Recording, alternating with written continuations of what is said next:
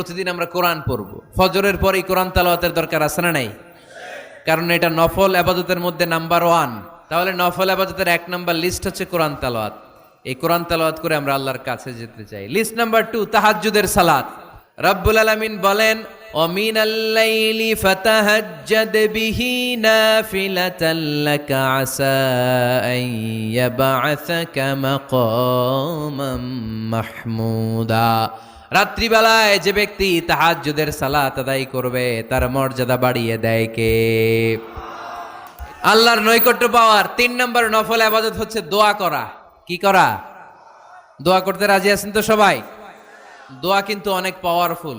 আর দোয়া মুখুল ইবাদা, দোয়া হচ্ছে ইবাদতের নির্যাস। যে দোয়া করলো না সে কিচ্ছু করলো না, ঠিক কিনা? যার দোয়া মিস তার সব মিস, ঠিক কিনা? এজন্য নামাজের মধ্যে আমরা দোয়া করি। এখন চিল্লায় পড়ে না আমিন।